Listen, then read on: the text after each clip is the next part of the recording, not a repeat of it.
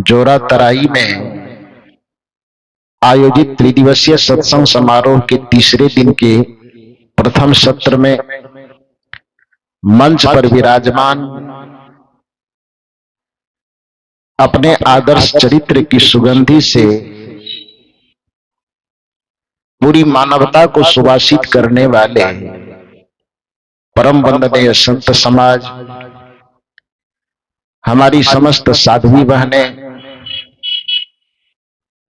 एवं इस परिवर्तन परिवर्तक स्थल पर विराजमान अध्यात्म प्रेमी सज्जनों तथा देवियों, बहुत देर से हम लोग भजन और विचारों के रसपान से सराबोर हो रहे थे। उसी निवेदन की कड़ी में मैं भी थोड़ी देर आप लोगों से कुछ निवेदन करूं। बड़े मधुर स्वर में साध्वी बहन रचना जी के द्वारा सदगुरु कबीर साहब का प्रसिद्ध पद प्रस्तुत किया गया, जिस भजन में राजस्थान की शब्दावली थी। घना दिन बीत गयो सोए बीत गयो मुसाफिर जाग की चर्चा हो रही थी, जिसका सीधा सा अर्थ था कि हम बहुत दिन तक सो चुके हैं, ए मुसाफिर अब हमें जगना है। जिसमें दो बात स्पष्ट रूप से परिलक्षित हुई कि एक तो हम मुसाफिर हैं, दूसरा हम सोए हुए हैं। दोनों एक दूसरे के प्रति विरोधाभासी बातें हैं। मुसाफिर उसे कहते हैं जो चल रहा है। यदि सोया हुआ होगा तो वह मुसाफिर नहीं होगा, यदि मुसाफिर होगा तो सोया हुआ नहीं होगा। लेकिन हमारे जीवन के साथ यह विडंबना जुड़ी हुई है, इसलिए कबीर साहब ने सोया हुआ भी और मुसाफिर भी हमसे जोड़ा है कि वस्तुतः हम हैं तो मुसाफिर, लेकिन अपने यात्रा के कर्तव्य को भूल करके हम सो गए। इस भजन के माध्यम से सदगुरु कबीर हमें याद दिलाना चाहते हैं कि पहली बात कि तुम सोए हुए हो, अपने सोए हुए अवस्था को जानो। पहले सोए हुए अवस्था का परित्याग कर करके जग जाओ। लोगों के मन में सवाल होता है कि ये कौन सी बात हुई, हम तो जगे हुए हैं। जगे हुए नहीं है तो हम अपने घर से यहां सत्संग पंडाल तक आए कैसे? जगे हुए नहीं होते हैं तो हम खाते कैसे? जगे हुए नहीं है तो हम अपने मित्रों से परिजनों से मिलते बातचीत कैसे करते हैं? जगे हुए नहीं है तो हम फिर कार्य व्यापार कैसे करते हैं? यह जागरण शरीर की एक प्रक्रिया है, यह व्यवहार का जागरण है। लेकिन संत जिस जगह से, जिस स्तर से आपको जगाना चाहते हैं, वह जागृति आपकी चेतना की जागृति है। ये सोना जागना ये आपके शरीर के, आपके मन का तो निरंतर हो ही रहा है।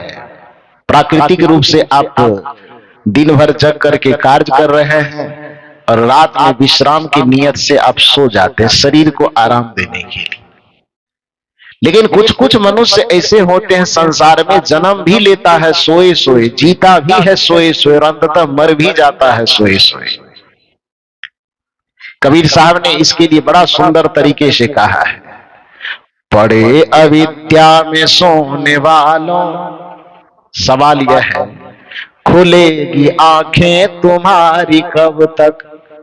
लोगों ने कहा ये जानेंगे कैसे कि हम जग चुके हैं? कबीर साहब ने कहा कि इसको जागने का पहचान यह है, शरण में आने को सदगुरु की, शरण में आने को सदगुरु की, करोगे अपनी तैयारी कब तक। पड़े अविद्या में सोने वालों, खुलेगी आंखें तुम्हारी कब तक।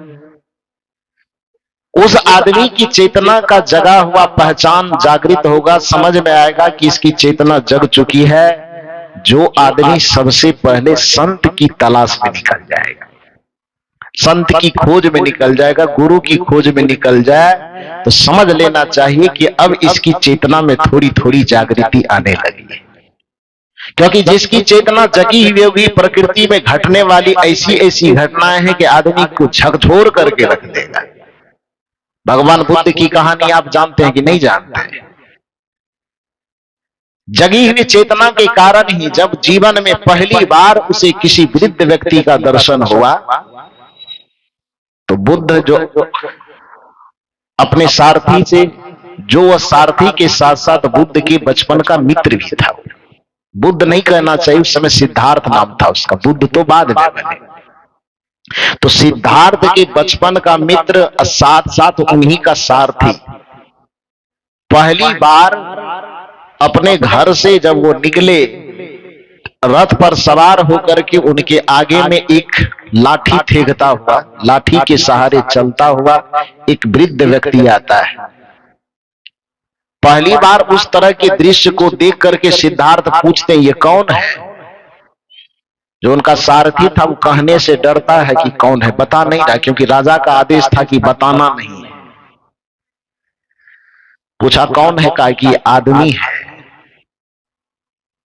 भौचक्कित रह करके, आश्चर्यचकित होकर के सिद्धार्थ अपने सारथी का मुंह देखता है कि आदमी ये है तो मैं कौन हूं?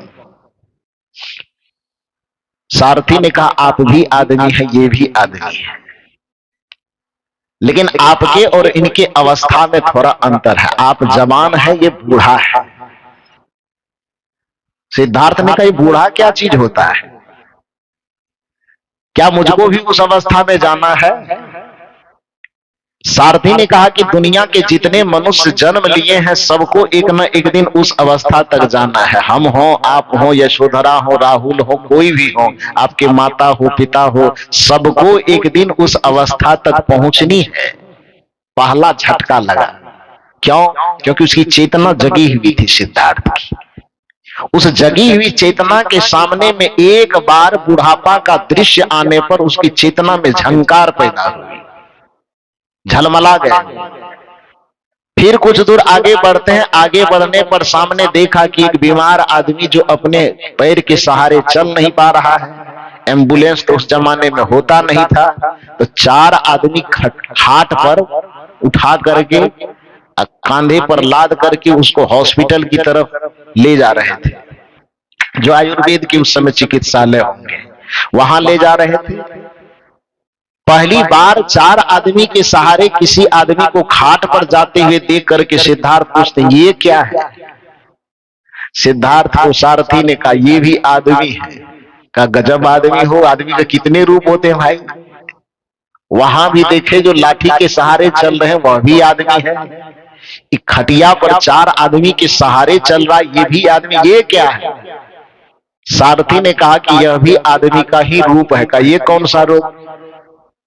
सारथी ने कहा ये रूप है जब आदमी बीमार पड़ जाता है, उसके शरीर की शक्ति काम नहीं करती है, दिमाग का बैलेंस काम नहीं करता, अपने से खड़ा नहीं हो सकता है, तब चार आदमी सहारा देकर के खाट पर इसे डॉक्टर के पास ले चल रहा है। सिद्धार्थ ने कहा कि हम भी कभी इस स्थिति में पहुंच सकते हैं क्या? सारथी ने कहा क्यों नहीं, हर किसी को ऐसी स्थिति आ सकती है कि आदमी बीमार पड़ सकता है, और बीमारी की स्थिति में उसकी अपनी कोई ताकत, अपनी कोई शक्ति काम नहीं करती। चेतना जगे हुए होने के कारण एक झंकार और पैदा हुई बुद्ध के, सिद्धार्थ के चरित्र में, जीवन में। कुछ दूर और आगे बढ़ा। आगे बढ़ने पर संजोग वशात उसी रास्ते में एक मुर्दा लाश, जिसको चार आदमी कांधे पर ले तो जा रहा है, लेकिन इस बार खटिया बदल गया है। पहले बीमार वाले की खटिया रस्सी वाली थी और इनकी खटिया किस चीज की हो गई? बांस की फटड़ी वाली। क्या बोलते हैं आप लोग उसको? खटड़ी, खटड़ी, हाँ खटड़ी। साहित्यिक नाम उसका अर्थ ही है। कोई चचड़ी बोलता है, कोई खटड़ी बोलता है, जो भी बोलो, तो वो उसके सहारे लेटा हुआ जा रहा है, मुंह कान ढका हुआ है। कुछ आदमी पीछे से रोते जा रहे हैं। सिद्धार्थ की दृष्टि पहली बार उस पर भी पड़ी, देखे कि ये क्या है। सारथी ने कहा ये भी आदमी है। का दिमाग वमाग ठीक ठाक है कि नहीं? एक ही आदमी के कितने रूप होंगे? सारथी ने कहा कि ये आदमी का ये आखिरी रूप है, इस रूप को मृत्यु कहा जाता है। सिद्धार्थ ने कहा मृत्यु मतलब तो नहीं समझा सकता, बस इतना सा जानो कि आज के बाद इसकी जीवन लीला समाप्त हो गई। आज के बाद इसको कोई ना नाना कहेगा, ना मामा कहेगा, ना पिता कहेगा, ना माता कहेगा, न भाई, न बंधु, न रिश्ते, न नाते, न गुरु, न शिष्य। आज के लिए संसार से बेगाना, आज संसार इससे बेगाना। अभी भी जो ये रो रहे हैं छाती पीट पीट करके, इसकी हालत 12-13 दिन में फिर नॉर्मल हो जाएगी। उर्दू के शायर ने बड़ा सुंदर कहा है कि संसार की मोहब्बत का बस दस्तूर है इतना, जो रिश्ते नाते मरने के बाद रोते हैं। उस पे शायर ने बड़ी सुंदर टिप्पणी की है कि संसार की मोहब्बत का बस दस्तूर है इतना, जो मरने पर छाती पीट करके रोते हैं, वही 13 दिन के बाद नरम नरम जिलेबी और गरम गरम पूरी मांगा करते हैं। मांगता है कि नहीं मांगता है? अरे कोई मर गया है, प्रियजन है, तो छाती पीट पीट के रो रहे हैं, जो भी आंसू बहा रहे हैं, दर्द पीड़ा जो भी व्यक्त कर रहे हैं। अब वही 13 दिन के बाद जब 13वीं होती, इधर 13 दिन पे होता है ज्यादा, किसी के मरने के बाद जो भोज भंडारा होता कितना दिन पर है? 5 दिन, 7 दिन, 10 दिन, 3 दिन भी। बिहार में मामला तब अलग है, वहां 13 दिन पर होता है। हाँ, 10वीं से स्टार्ट होता है और 13वीं पे जाकर के समाप्त हो जाता है। तो शायर शायद बिहार का रहा होगा शायरी करने वाला, छत्तीसगढ़ का होता तो 5 ही दिन गिनती करवाता, लेकिन उसी इलाके का होगा, इसलिए उन्होंने कहा कि दुनिया की मोहब्बत का बस दस्तूर है इतना, जो मरने के बाद छाती पीट करके रोते हैं, वही 13 दिन के बाद नरम नरम जिलेबी या गरम गरम पूरी मांगते हैं। जो आदमी जिसके मरने पर छाती पीट के रोया जाता है, उसी का जब भोज भंडारा होता है तब कुर्सी लगा करके टेबुल के सामने, टेबुल के नीचे पैर पसार करके, यदि शर्ट फुल पैंट पहने तो थोड़ा बेल्ट ढीला करके बैठता है। और उसके बाद बुला जरा कठोता में ये पूरी नरम है कि नहीं टेस्ट करके, जलेबी जो दोगे तो गरम है कि नहीं चक चक करके खाता है ना। सिद्धार्थ के सारथी ने कहा कि ये जीवन की आखिरी लीला है। सारथी सिद्धार्थ ने कहा कि हम भी ऐसा होंगे क्या? सारथी ने कहा धरती पे जितने लोग जन्म लिए हैं सबको उस स्थिति में जाना होगा। कबीर साहब की वाणी इसी जगह कहती है कि आया है सो जाएगा, राजा रंग फकीर एक सिंहासन चढ़ चले, एक बंधे जंजीर। सबको उस स्थिति में जाना है, जो भी आया है सबको जाना है। सिद्धार्थ ने कहा कि हम सबकी यह गति होगी। सारथी ने कहा बिल्कुल यही गति होने वाली है। कुछ दूर और आगे बढ़ा, आगे बढ़ने पर देखा कि अब एक लाश को चिता पर लेटाया जा रहा है, उसको लेटा करके उसके ऊपर में लकड़ी बोझी जा रही है। अंतिम बार लोग वहां छाती पीट पीट करके रो रहे हैं और एक छोटे से बच्चे के हाथ में आग की लुकाठी दे करके उस चिता के चारों तरफ घुमा घुमा करके उसमें आग लगाई जा रही है। थोड़ी देर में चिता जल करके धू धू धू धू करते करते कुछ देर के बाद वह राख में तब्दील हो जाता है। सिद्धार्थ इस घटना को जैसे ही देखता का ये क्या है, का बस जीवन की आखिरी निशानी, जीवन यहीं से खत्म। सिद्धार्थ इन सारे चीजों को देखता, चूंकि उसकी चेतना में जागृति थी, उसी जगह उन्होंने कहा कि अब लौट करके घर जाने की कोई जरूरत नहीं है।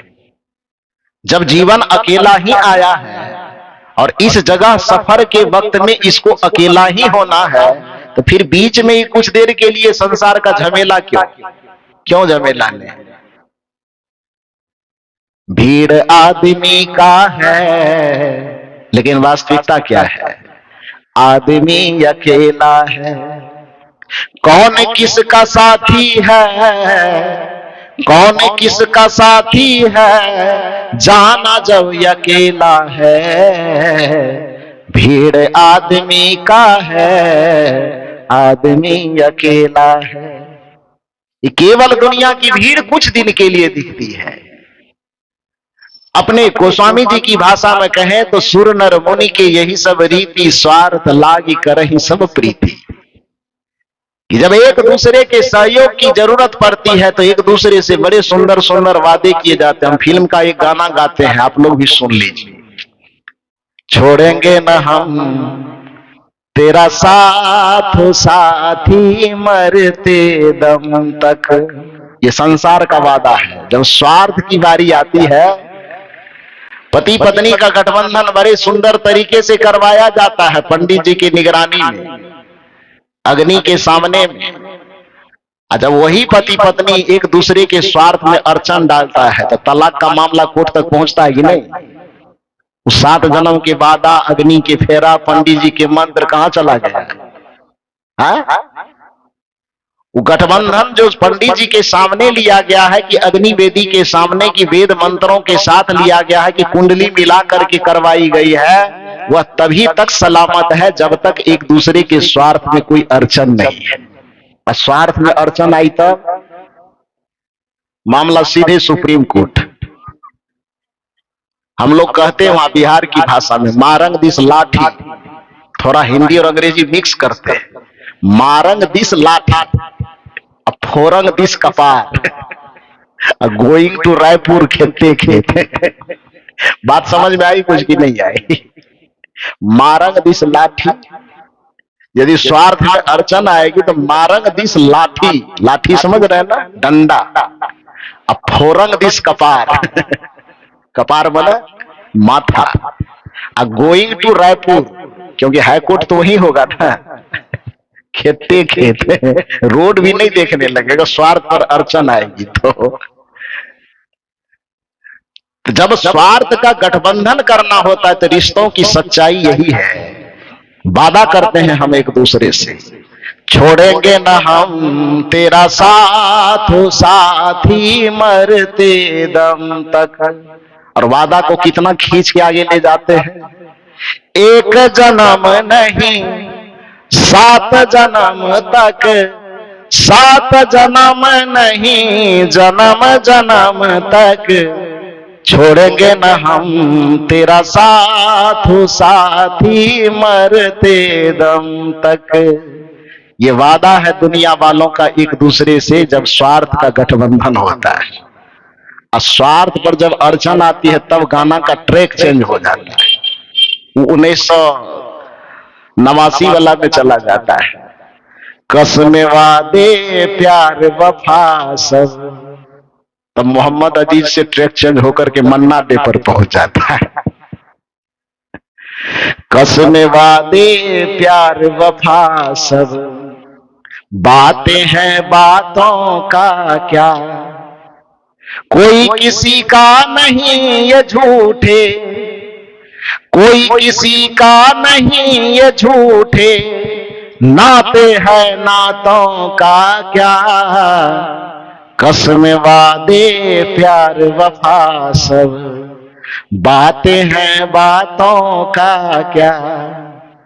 जगत के जितने नाते, जितने कसमें, जितने वादे, जितने वफा की चर्चाएं होती है वह तब तक ठीक रहती है जब तक स्वार्थ पर कोई अड़चन नहीं आता। स्वार्थ पर अड़चन आने के बाद कसमें वादे प्यार वफा सब बातें हैं, बातों का क्या, कोई किसी का नहीं ये झूठे नाते हैं, नातों का क्या।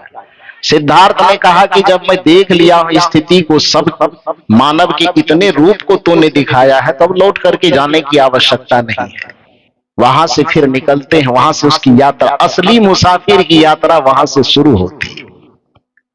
और जिस दिन वह समझ लेता है कि मैं इस जगत का मालिक नहीं, इस जगत का मुसाफिर हूं, उस जगह से सिद्धार्थ राजकुमार की भूमिका को छोड़ करके एक मुसाफिर की यात्रा को धारण करता है। और चलते चलते चलते चलते जो एक समय ऐसा आता है कि अपने जीवन की चरम परम उपलब्धि जिसको बुद्धत्व की प्राप्ति कहते हैं, उस बुद्धत्व की प्राप्ति को प्राप्त कर लेता है, अपना भी कल्याण कर लेता है और जगत के कल्याण का मार्ग प्रशस्त कर देता है। ये जगे हुए चेतना की निशानी है। लेकिन हम उसी दृश्य को, जिस दृश्य को सिद्धार्थ ने मात्र एक बार देखा था, आप ईमानदारी से बताना तो कि जोरा तराई वाले लोगों ने उस घटना को कितनी बार देखा है, कितने बूढ़े को देखे हैं, कभी नहीं देखे हैं। हमारे हरेंद्र साहब बोल रहे कभी नहीं देखे हैं। पक्ष ले रहे हैं आप लोगों का। जोरा तराई वाले लोगों ने बूढ़े को देखा है कि नहीं देखे हैं ना आप लोग? बीमार को, मुर्दा को, जलती हुई चिता को कितना बार देखे? गिनती है? गिनती नहीं है। फिर भी दुनिया में मजे से पूरी और जलेबी खा रहे हैं। इसका मतलब क्या है? इसका मतलब यह है कि हम बहुत दिन से सोए। कबीर साहब को तब समझाना पड़ रहा है और महात्मा लोगों को तभी आकर के सुनाना पड़ रहा है कि घने दिन बीत गयो रे मुसाफिर। क्या गाई थी? जाग मुसाफिर जाग, कि बहुत दिन सोए सोए बीत गए मुसाफिर, जगो होश में आओ, पड़े अविद्या में सोने वालों, खुलेगी आंखें तुम्हारी कब तक, शरण में आने को सदगुरु की करोगे अपनी तैयारी कब तक। ये सुनाने की आवश्यकता क्यों पड़ रही है कि जिस जगह को देखने पर, जिस स्थिति को देखने पर आपकी चेतना को तिलमिला जाना चाहिए था, आपकी चेतना में झन्नाहट पैदा हो जानी चाहिए थी, वह चीज भी आपको जगा नहीं पा रहा है। एक विचारक ने इस पर बड़ा सुंदर टिप्पणी करते हुए भजन गाया है। दुनिया में रहने वालों क्या तुझको ये खबर है, 2 दिन की जिंदगी है, पल भर का ये सफर है। ये भजन शायद आप लोग सुने होंगे, कभी तो जरूर सुने होंगे। दुनिया में रहने वालों क्या तुझको ये खबर है, 2 दिन की जिंदगी है, पल भर का ये सफर है। इसी भजन में एक कड़ी आती है, सिद्धार्थ से जोड़िए जरा सा अपने आप को। आंखों ने तेरे तुझको कितने दिखाए मुर्दे। सवाल है, सिद्धार्थ ने एक मुर्दा को, एक बूढ़ा को, एक रोगी को, एक जलती हुई चिता को देखा। उसकी चेतना जगी थी, जरा सा हवा का झोंका लगा, स्थिति सामने में आई, चेतना पलट गई, संसारिक से आध्यात्मिक हो गए, भोगी से योगी हो गए। आपके नजर के सामने में वह स्थिति कितने बार आती है? सवाल यही है। आंखों ने तेरे तुझको कितने दिखाए मुर्दे। गिनती करके बताइए। नहीं बता पाएंगे, कहेंगे कि गिनती से पार है। आंखों ने तेरे तुझको कितने दिखाए मुर्दे, कांधों पे तूने अपने कितने उठाए मुर्दे। इस कांधे पे कितना उठाए? आंखों ने तेरे तुझको कितने दिखाए मुर्दे, कांधों पे तूने अपने कितने उठाए मुर्दे, फिर भी बना है अंधा, अनजान बेसमझ है, 2 दिन की जिंदगी है, पल भर का ये सफर है। दुनिया में रहने वालों क्या तुझको ये खबर है, 2 दिन की जिंदगी है, पल भर का ये सफर है। ये दुनिया में रहने वाले लोगों, तुम्हारे पास बहुत ज्यादा दिन का समय नहीं। कल भी मैंने आपको गिनती करवाई थी कि यदि 100 वर्ष आप जीते हैं तो समय आपके पास 36,500 दिन है, और उसमें से यदि 50% आपने रात्रि को छांट दिया, आधा दिन और आधा रात, तो आपके पास 100 वर्ष की यदि आयु है तो उस आयु में आपके पास जीने के लिए और करने के लिए मात्र 18,250 दिन है। यदि 100 वर्ष जिए तब, 100 वर्ष नहीं जीते हैं तो उसको भी बहुत घटा करके नीचे ले आना पड़ेगा। तो 18,000 दिन यदि जीने का हमें मौका मिलता है तो वो कोई दिन है क्या? 18,000 दिन कौन सा बड़ा दिन हो गया? इतना कम समय मिलने के बावजूद भी आप यदि अपनी चेतना को जगा करके नहीं जिएंगे, दुनिया को समझ करके नहीं जिएंगे, अपने मुसाफिरपना को याद करके नहीं जिएंगे, तो फिर इस दुनिया में दुख नहीं उठाएंगे तो क्या करेंगे? दुनिया में जो आज कोई भी आदमी पीड़ित है, कोई परेशान है, तो केवल इस चीज के कारण है, वो मुसाफिर और ऐसा भूल करके मान लिया है कि हम हैं मालिक। ये दुनिया, कल भी मैंने कहा था कि ये दुनिया, ये जिंदगी, ये है किराए का घर, और हम समझ रहे हैं कि ये मेरा अपना बपोती रजिस्ट्री मेरे पास है ही, केवाला है ही, प्रति माह जाकर के पटवारी से रसीद कटवाते ही प्रत्येक साल में जाकर के, मोटेशन केवाला सब चीज कागज है ही मेरा, तो फिर ये किराए का कैसे हो सकता है? लेकिन जिस भरम में आपको कबाला, मोटेशन, रसीद, सर्वे का सारा कागज लेकर के आप आंख तर में दबा दबा के घूम रहे हो, अब मृत्यु आएगी, बस एक झटका मारेगा जरा सा, वो केवाला कहां रह जाएगा? रजिस्ट्री, जमीन की जो रसीद है वो कहां रह जाएगी? सर्वे कहां धरा रह जाएगा? जिस बाह में दबा करके रखे उस बाह को भी छोड़ के चला जाना होगा। बाह, शरीर, संसार सब छूट जाएगा, कुछ बचेगा नहीं। तो जो ये किराए का घर है, जिंदगी किराए का घर है, संसार किराए का घर है, और उसको जबरदस्ती 60 साल से हम अपना मान करके जी रहे हैं, इससे बड़ी नादानी, इससे बड़ा सोया हुआपन और क्या हो सकता है?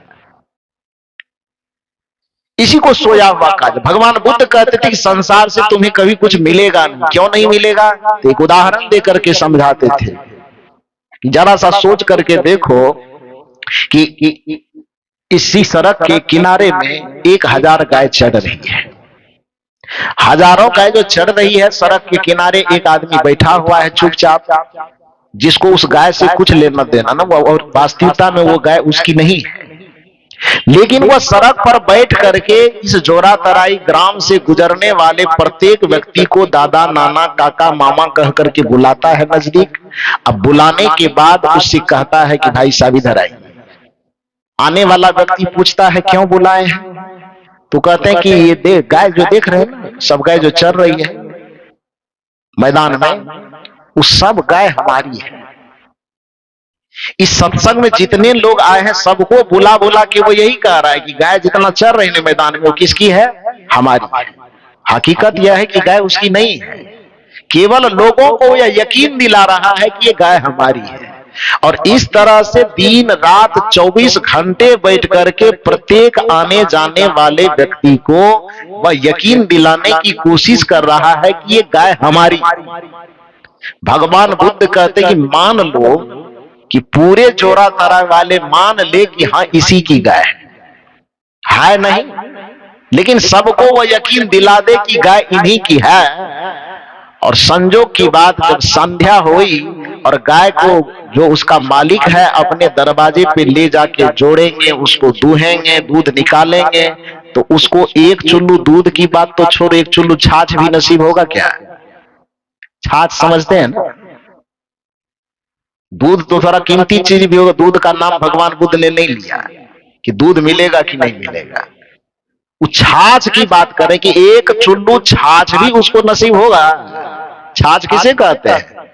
दूध का जो मक्खन, दही बनाते हैं, दही में से मक्खन निकाल लेते हैं, उसका जो पानी बचता है जिसकी कोई आवश्यकता नहीं है, उस पानी को छाछ कहा जाता है।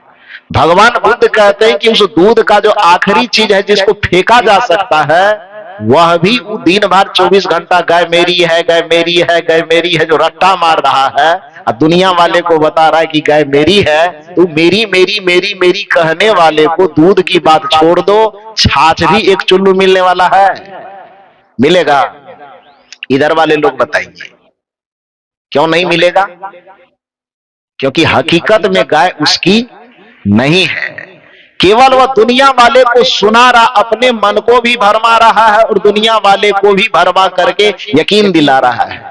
बुद्ध जी कहते हैं कि यदि पूरी दुनिया को भी यकीन हो जाए कि हाँ वो गाय तुम्हारी ही है, फिर भी उस गाय से निकलने वाले दूध की बात छोड़ो, उसका छाछ तक भी तुमको मिलने वाला नहीं है।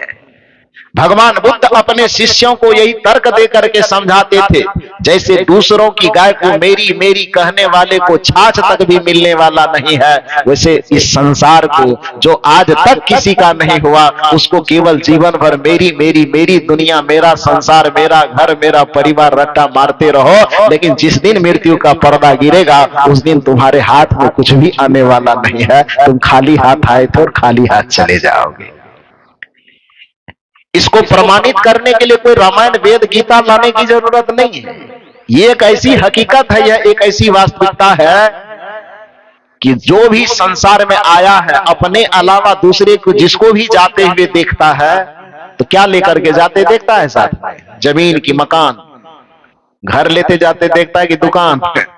क्या ले जाता है? कुछ नहीं लेके जाते। यही सबसे आश्चर्य की बात है कि सोए हुए आदमी जो है तो मुसाफिर लेकिन मान रहा है कि हम हैं मालिक।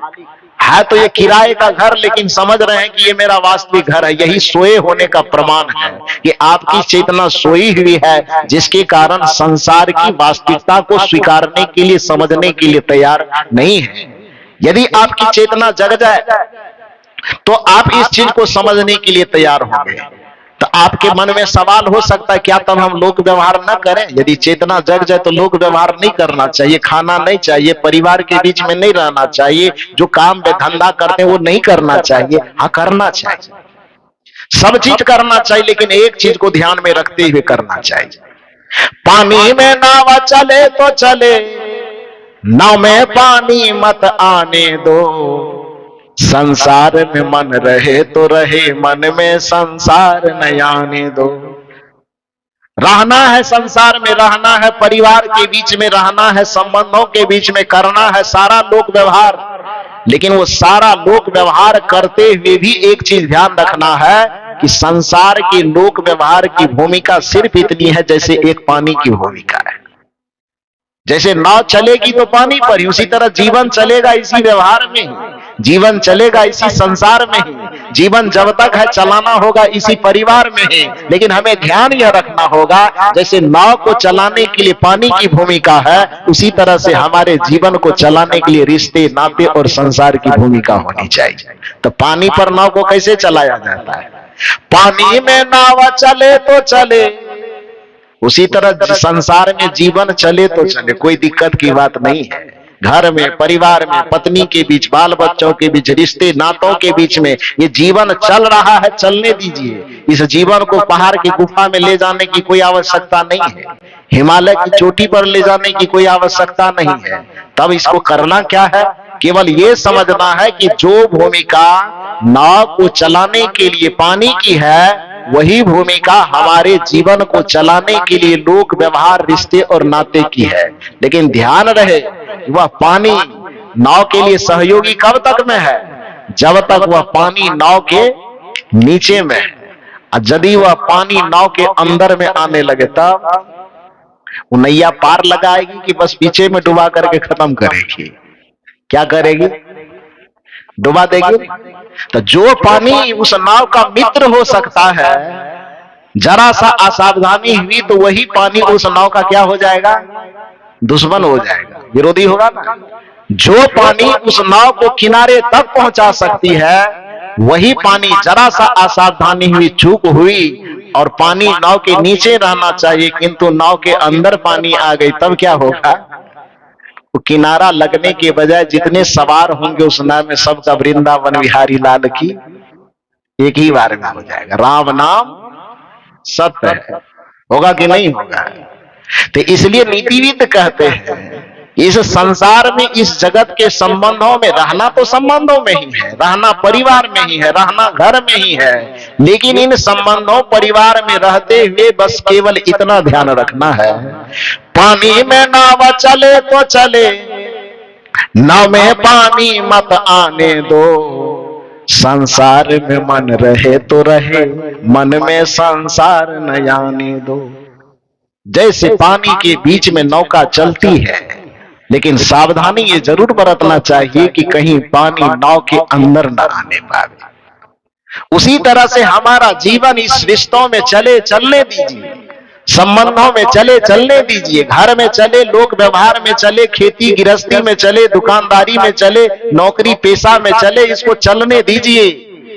लेकिन गुरु की शरणागति लेकर के इतनी बात ध्यान में रखनी जरूर होगी कि आपकी चेतना में इसका प्रवेश नहीं होना चाहिए। आपकी चेतना में इतनी जागृति चाहिए कि हम इस संसार के मालिक नहीं हैं, बल्कि हम इस संसार के एक मुसाफिर हैं।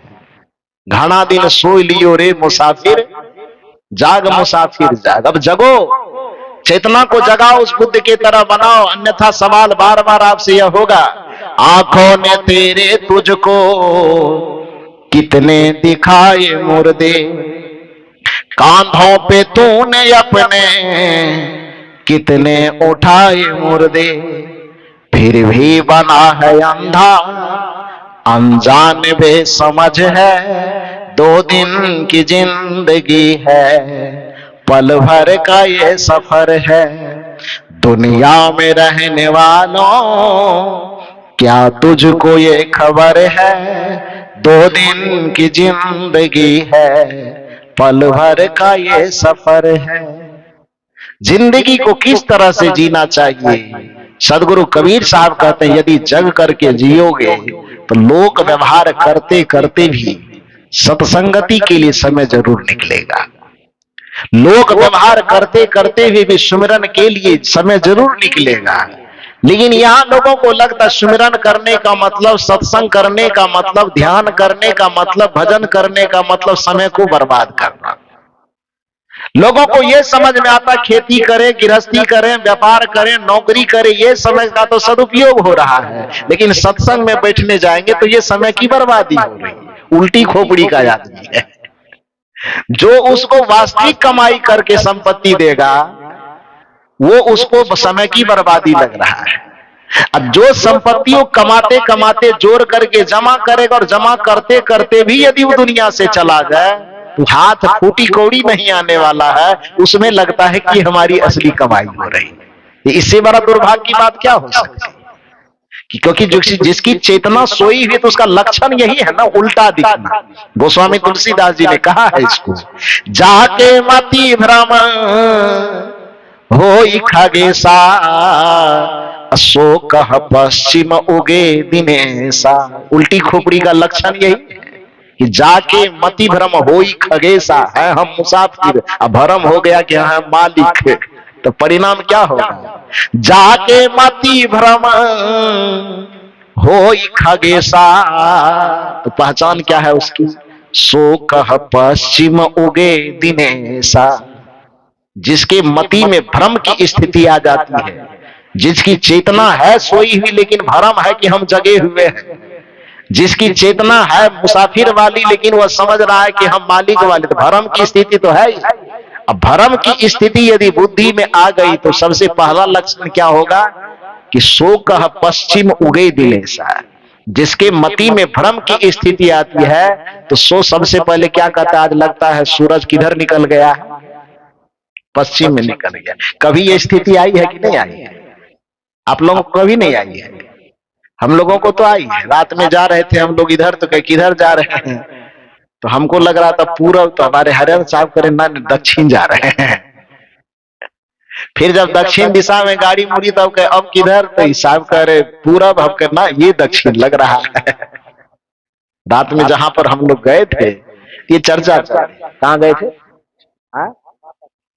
हाँ, तो जब ये भ्रम की स्थिति आती है तो कोई भी व्यक्ति अनुभव किए होंगे, उसको दिशा उल्टी समझ में आती है। पूरब न समझ में आता, पूरब पश्चिम समझ में आता है, उत्तर दक्षिण समझ में आता है, दक्षिण उत्तर समझ में आता है, अब पूरब पश्चिम समझ में आता है, ऐसा उल्टा समझ में आता है। तो आपकी भी चेतना में यह समझ लेना चाहिए कि जब आपको मुसाफिर पना के बदले मलिक पना संसार में समझ में आने लगे तो बस समझ लीजिए कि मति क्या हो गई है? उल्टी हो गई है, चेतना उल्टी हो गई है। आप इस संसार के सारे लोक व्यवहार को करते हुए इतना सा स्मरण आपको रखना होगा, क्या? आया था बस सैर करने, हे मुसाफिर तू यहां। कभी कभी न कभी हम आए हैं, यह तो तय है, और कभी न कभी हमको चला जाना है, यह भी तय है। तो मुसाफिर कहाँ किसे जाता है? जो कुछ दिन के लिए किसी जगह पर आवे, थोड़ा दिन वहां विश्राम करे और फिर वहां से बोरिया बिस्तर समेट करके वो चला जाए, मुसाफिर उसी को न कहा जाता है। जैसे हम लोग बिहार से आज से 30-35 दिन पहले आए, 10-12 दिन तक और रहेंगे, अब 45 दिन जैसे पूरा होगा बोरिया बिस्तर समेट करके यहां से चले जाए। तो छत्तीसगढ़ हमारा घर हुआ कि हम यहाँ के मुसाफिर हुए? क्या हुए? मुसाफिर हुए। अब यहीं पर हम दावा ठोकने लगे कि ना ये मेरा है, तो कैसे काम चलेगा? ठीक उसी प्रकार से संसार में हम कहीं ना कहीं से आए हैं। किसी न किसी को 50 वर्ष, 60 वर्ष, 70 वर्ष इसी संसार में गुजारना है, और फिर मृत्यु का फरमान जिस दिन आएगा उस दिन इस दुनिया से चले जाना। तो मुसाफिर की परिभाषा क्या है? मुसाफिर की परिभाषा ही यही है कि कोई कहीं से आवे, कुछ दिन विश्राम करे, और विश्राम करने के बाद एक नियत समय के बाद फिर वहां से वह अपनी यात्रा आगे कर दे, उसी को मुसाफिर कहा जाता है। लेकिन हम हैं मुसाफिर, मान क्या लिए है कि हम हैं इस दुनिया के मालिक, हम हैं इस घर के मालिक, हम हैं इस परिवार के मालिक। हम नहीं रहेंगे तो ये घर कैसे चलेगा? हम यहाँ नहीं रहेंगे तो ये दुनिया कैसे चलेगी? हम नहीं रहेंगे तो ये संसार कैसे चलेगा? अरे भैया, राम जी आए, राम जी गए, फिर भी संसार चल रहा है। कृष्ण जी आए, कृष्ण जी गए, फिर भी संसार चल रहा है। बुद्ध, कबीर, महावीर आए, कुछ दिन रुके, फिर संसार से चले गए, लेकिन संसार ज्यों का त्यों चल रहा है। आप भी आए हैं, कुछ दिन रहेंगे, आप चले जाएंगे। आपके मन में भले यह अभिमान हो रहा कि हम नहीं रहेंगे तो घर उजड़ जाएगा, कोई घर उजड़ने वाला नहीं है। परम पूज्य सदगुरु श्री अभिलाष साहब जी संदर्भ में एक बड़ी मजेदार कहानी कहा करते थे, जो शायद आप लोग भी कभी न कभी सुने होंगे। आज थोड़ा सा स्मरण दिला दूं, याद कीजिए। गुरुदेव जी कहा करते थे कि एक बैलगाड़ी रास्ते में जा रही थी। तो बैलगाड़ी किस चीज से खिंचाता है? नाम ही है बैलगाड़ी, तो बैल से ही खिंचाएगा ना। तो बैलगाड़ी बढ़ते जा रही थी, बैल उसको खींचते जा रहे थे। संजोग से उसके आगे में एक चूहा कुदकते जा रहा था। तो चूहा आगे आगे कूदते जाए, जरा सा पीछे पलट पलट के देखे कि मेरे पीछे पीछे भारी भड़कम गाड़ी आ रही है। तो कुछ दूर कूदते कूदते जाने पर जब उसके पीछे पीछे गाड़ी बढ़ती जा रही है, तो चूहे के मन में भ्रम हो गया कि मैं बड़ा शक्तिशाली हो गया हूं, भीम का नाना कि क्यों हो, तो इतना भारी भरकम प्राणी है, उसमें भी एक गाड़ी लगी है, उसको मैं खींच रहा हूं, कितना ताकतवर हो गया। संजोग की बात, गाड़ी को 1-2 किलोमीटर तक और आगे जाना था, तो गाड़ी और पीछे पीछे जा रही, चूहा आगे आगे कूदते जा रहा है, पीछे पीछे एकदम। अब चूहा के आमने सामने अगल बगल जो भी कीड़े मकोड़े आवे, तो चूहा मोछ पिजा करके दिखावे, देख रहा है कितना पावर आया है मुझ में, क्या बात है, ये गाड़ी मैं खींच रहा हूं, कितनी ताकत है मुझ में। तो ये अभिमान में फूलते फूलते फूलते फूलते संजोग से एक चौराहा आया। चौराहा समझते हैं ना, जहाँ 4 रास्ते अलग अलग होते हो। तो संजोग से चूहा को जाना था पूरब, गाड़ी को जाना था पश्चिम। अभी जो 2 किलोमीटर से मोच टेढ़ते आ रहा था कि गाड़ी हमारे बदौलत खिंचा रही है, उस चौराहा आने पर जब चूहा अपनी दिशा में पूरब चला गया और गाड़ी अपनी नियत दिशा पश्चिम की तरफ मुड़ गई, तो कुछ देर के बाद खड़ा होकर कपार नोच रहा है, गाड़ी को तो कोई दूसरा खींच रहा था। ये झूठे माने बैठे थे कि गाड़ी हम खींच रहे हैं। ये मेरी कहानी नहीं है, ये गुरुदेव श्री अभिलाष साहब जी की कहानी है। सुने थे कभी ये कहानी? सुने थे? तो ये जो एक चूहे तक को ये भ्रम की स्थिति में डाल देता है कि गाड़ी को मैं खींच रहे, गुरुदेव जी इस पर टिप्पणी करते थे। उसी तरह से दुनिया में रहने वाले मानव के शरीर में कुछ चूहे हैं जिसको लगता है कि परिवार की गाड़ी मैं ही खींच रहा हूं,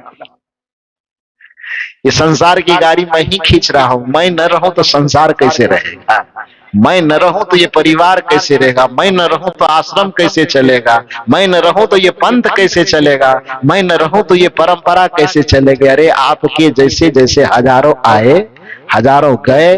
बड़ा सुंदर भजन आप लोग सुनते होंगे, मत कर तू अभिमान रे बंदे, झूठी तेरी शान, उदाहरण क्या है कि मेरा मेरा कहने वाले, जगत का उद्धारक अपने आप को मानने वाले, तेरे जैसे लाखों आए, एक नहीं दो नहीं हजार हजारों नहीं, लाख लाखों, तेरे जैसे लाखों आए, लाखों इस मिट्टी में समाए, रहा न नाम निशान रे बंदे, झूठी तेरी शान। ये शान मत दिखाओ कि हमारे बगैर ही दुनिया चल रही है। तुम रहो न रहो, दुनिया अपनी गति से चलती रहेगी। तुम रहो न रहो, घर परिवार संसार अपनी स्थिति में चलता रहेगा।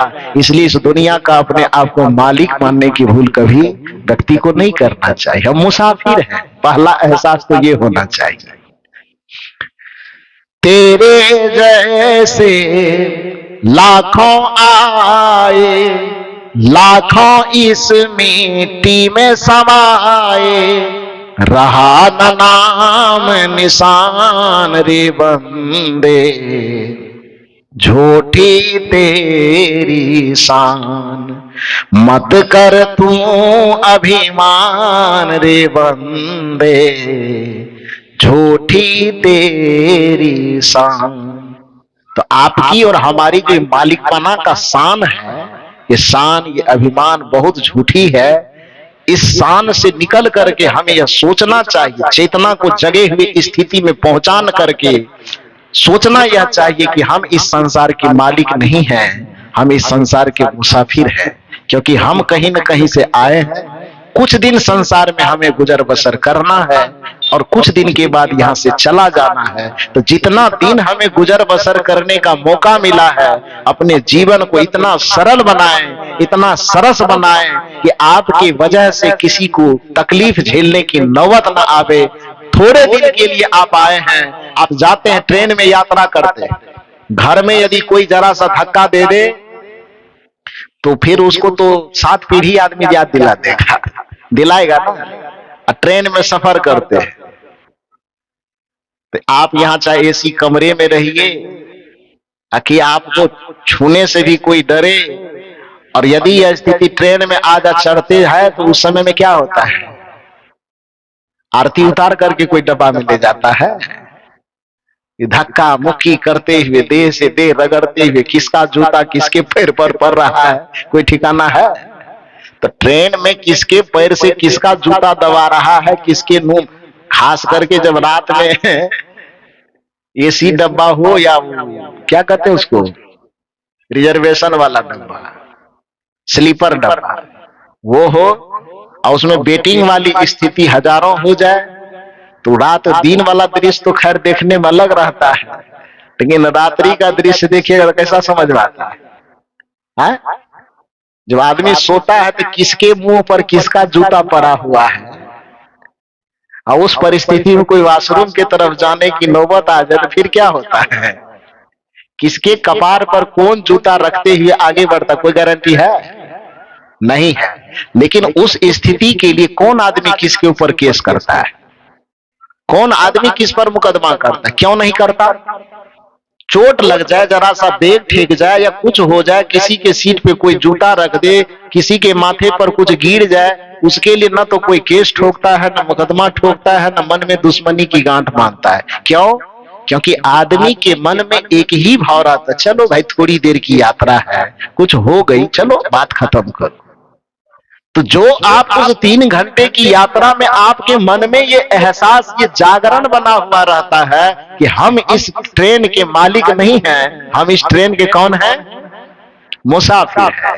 ये भाव आ जाने मात्र से आप में कोई परेशानी भी होती है तो उस परेशानी को नजरअंदाज करके आप किसी तरह यात्रा कर लेते हो। खाने को कच्चा मिले पक्का मिले कुछ भी मिले खा लेते हो, लेकिन मौज से उस सफर को एंजॉय करते हुए आप अपने गंतव्य की ओर बढ़ते चले जाते हो। उसी तरह से संत यह संदेश देता है कि जागृति का पहला लक्षण यह है कि आप अपने आप को संसार का मालिक न मान करके इस संसार के सफर का मुसाफिर समझो, और मुसाफिर समझोगे तो फिर दुनिया में जो उपद्रव के जितने कारण है उसमें से 75% कारण अपने आप विदा हो जाएंगे, और आप मुस्कुरा करके जी भी पाओगे और दूसरे को भी मुस्कुराने का अवसर दे पाओगे।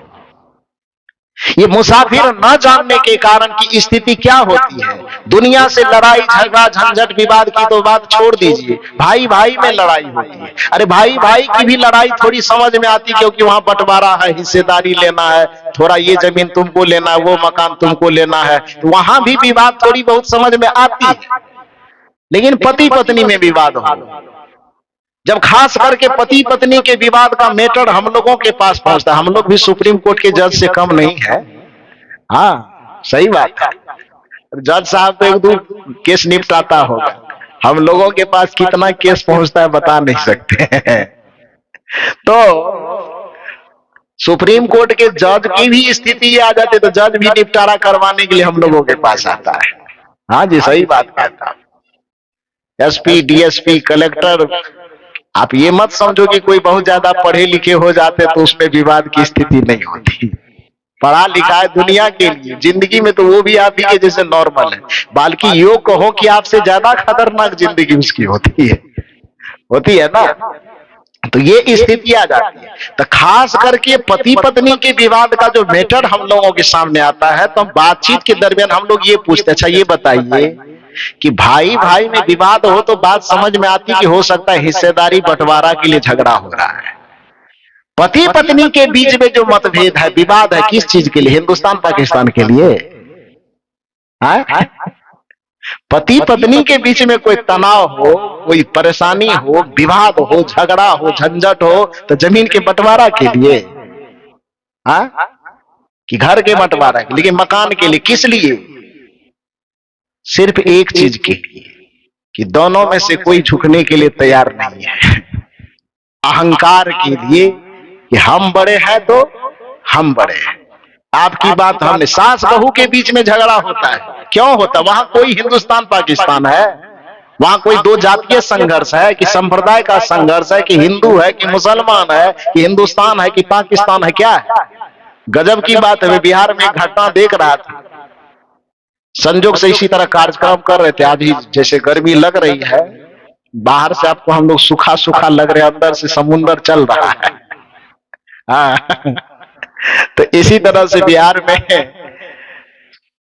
लगभग अप्रैल मई के महीने में कार्यक्रम एक जगह हो रहा था, गर्मी काफी पड़ रही थी, तो कार्यक्रम करके आए पसीने से लथपथ, तो उतर करके कमरे में गए तो पंखा तो चल ही रही थी, खिड़की को थोड़ा सा खोले कि थोड़ी हवा आवे तो शरीर को ठंडक लगे।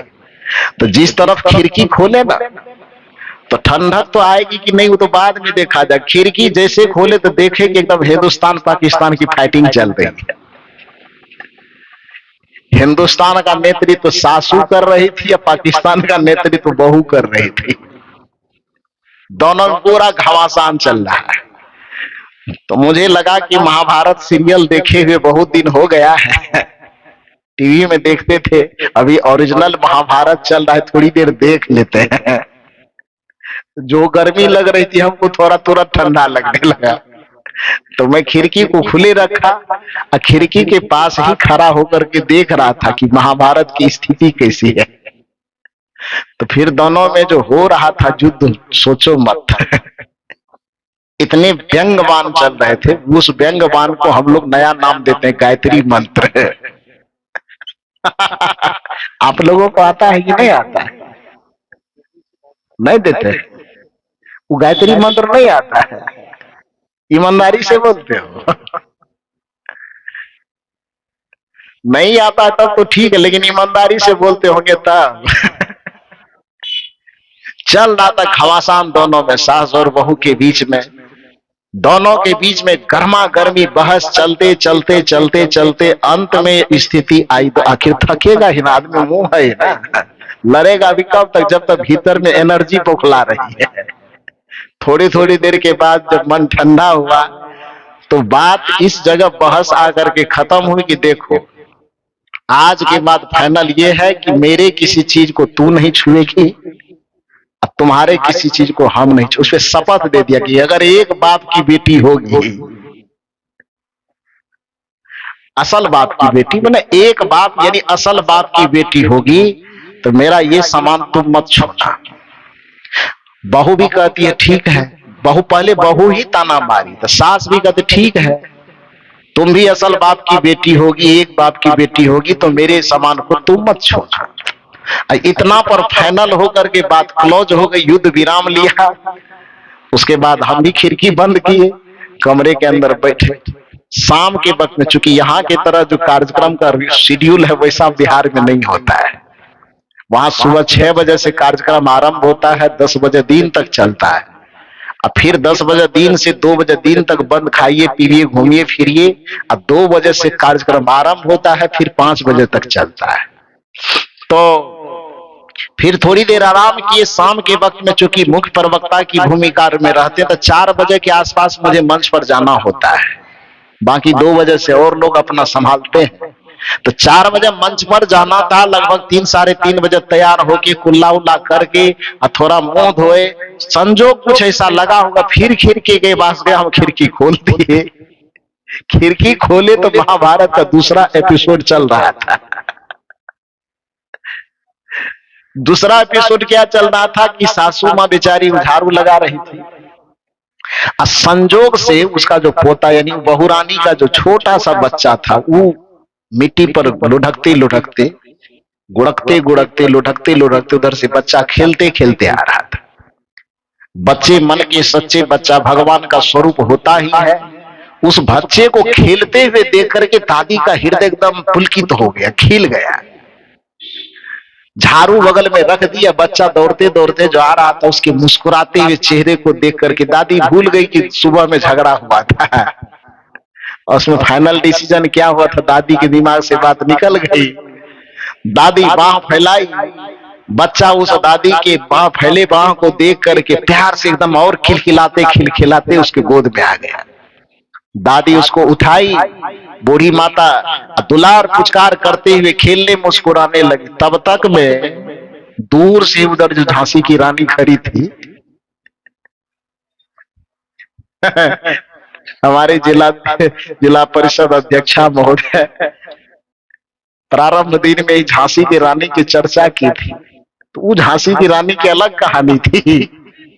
घर घर में जो झांसी की रानी नई नई आती है तो वो एकदम झांसी की रानी कहीं झाड़ू लगा रही थी साइड में, तो देखी कि हमारी सासू माँ मेरे बच्चे को गोद में उठा के खिला रही है, उसको रहा नहीं गया।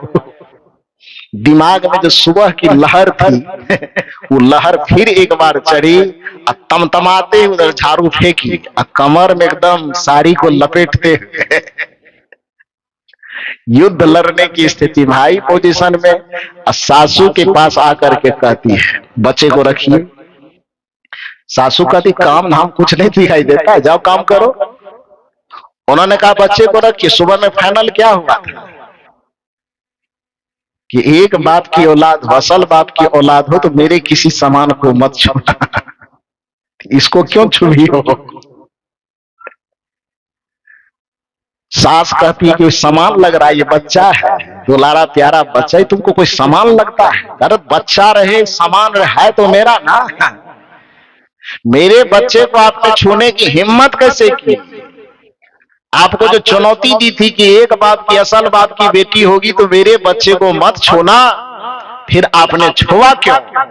बूढ़ी माता का भी झगड़ा करने का मन नहीं था, मूड शांत था, ठंडा दिमाग, बार बार कोशिश कर रही समझाने की बहू जाओ काम कर रही, काम करो, लेकिन बहू के दिमाग में तो कुछ तिक्रम और चल रहा है। तिक्रम की स्थिति में बहू बार बार जब चुनौती दी तो नीति कहती है कि चंदन कितना भी शीतल हो, यदि उसको हद से ज्यादा रगड़ा जाए तो चंदन की शीतलता भी अपनी सीमा भूल करके अग्नि को प्रकट कर देता है, करता है ना। इसलिए ज्यादा सहने वाले व्यक्ति को भी हद से ज्यादा रगड़ने की कोशिश नहीं करनी चाहिए, अन्यथा वहां भी क्रोध की अग्नि पैदा हो सकती है। तो चूंकि सास की बुद्धि परिपक्व थी, इसलिए वह शांति चाहती थी। बहू को बार बार वह करे कि जाओ अपना काम करो, लेकिन सासू की बात सुनने के लिए तैयार नहीं थी। बार बार वह ताना दे रही थी कि असल बाप की बेटी हो तो तूने मेरे सामान को क्यों छुआ, मेरे बच्चे को क्यों छुआ। इतना कह करके सासू को भी थोड़ा गुस्सा आया। उसने बच्चे को धीरे से जमीन पर रखते हुए तब ताना मारते हुए कहते, ठीक है, तुम्हारे चुनौती को हम स्वीकार करते हैं कि आज से तुम्हारे बच्चे को हम कभी नहीं छुएंगे। एक बाप की बेटी कहती हो हमको, असल बाप की बेटी का ताना दे रही हो। बहू रानी जरा सा खोपड़ी ठंडा करो और विचार करो कि हम भी तुमको ताना दे कि तुम ही असल बाप की बेटी है, तो आज के बाद मेरे बेटे को कभी मत छूना। तुम्हारी क्या स्थिति होगी बताओ। ये सब नौबत जो आती है क्यों आती है? जिनके बीच में हमें प्यार मोहब्बत के लिए ही हमने संबंध जोड़ा है, पति पत्नी का संबंध, भाई भाई का संबंध, सास ननद का, सास बहू का संबंध, ननद भाभी का संबंध, ये कोई टकराने वाला संबंध है? ये संबंध ऐसा है जिसमें से प्यार की फुहार निकलनी चाहिए। जैसे चीनी के अंदर मिठास होती है, वैसे इन रिश्तों के मध्य भी एक मिठास होनी चाहिए। लेकिन वह मिठास की वजह पर एकदम अग्नि की चिंगारी निकलती है। तो वजह क्या है? वजह यही है कि हम अहंकार में अपनी चेतना को इतना सुला दिए हैं कि हम इस जगत के मालिक ही बन बैठे हैं। हम समझते हैं जो कुछ भी है इसके मालिक हम हैं। सास समझती है बहू के मालिक हम हैं, तो बहू समझती है सास को गरम गरम रोटी खिलाते हैं हम, और मालिक बनेगी ये। असली मालिक तो हम हैं। पानी हम पिलाते हैं, खाना हम खिलाते हैं, कपड़ा हम धोते हैं, तो मालिक हम हुए कि मालिक वो हुए? ननद सोचती है कि इस घर में जन्म लिए हैं तो मालिक हम हैं। बहू रानी सोचती है कि हम आए हैं पति का पत्नी बन करके, बहू बन करके, तो मालिक हम हैं। सबको एक ही घमंड है कि हम क्या है? मालिक हैं। लेकिन वास्तविकता क्या है कि संसार का कोई ही मालिक नहीं है। वास्तविकता यह है कि हम सब इस संसार के मुसाफिर हैं।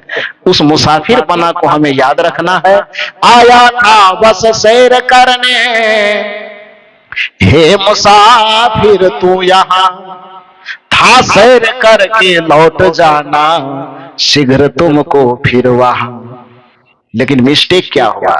सैर करना भूल कर निज घर बनाकर टिक गया, कर याद अपने देश की, परदेश में क्यों रुक गया। इस परदेश को ही अपना देश मानकर, जिस जगह के हम मुसाफिर थे उस जगह को अपना मालिक बना दिखाकर हम जीवन में सारा खतरा मोल ले लिए हैं, सारा दुख, सारा उलझन ले लिए हैं। तो सोई हुई चेतना का इतनी पहचान है कि हम अपने आप को जगत का मालिक मानते हैं, और जगे हुए चेतना का बस यही पहचान है कि हम इस जगत का अपने आप को मुसाफिर मानते हैं। अब आप यह तय कीजिए कि आप मुसाफिर हैं कि आप मालिक हैं। बस इतना ही निवेदन करके आप सब लोग इतना देर तक शांत चित्ते एकाग्रता पूर्वक मेरी बातों को सुना, इसके लिए आप सबों को बहुत बहुत साधुवाद देते हुए मंचासीन पूज्य संत गुरुजनों के चरणों में कोटि कोटि नमन वंदन करते हुए दर्शक दीर्घा में विराजमान समस्त देव एवं देवियों के हृदय में स्थित परमात्मा को सादर नमन वंदन करते हुए मैं अपनी वाणी को यहीं पर विराम देता हूं। बोली श्री सद्गुरुदेव की। सुस्त हो गए आप लोग सुनते सुनते। बोलिए श्री सद्गुरु कबीर साहब की। त्रिदिशीय सत्संग समारोह का तीसरा दिन का पहला सत्र समापन की वेला में, और दूसरा सत्र शुरू होगा ठीक 2:30 बजे से। 1 घंटे के बाद भोजन पा करके किसी को कहीं बाहर जाने की आवश्यकता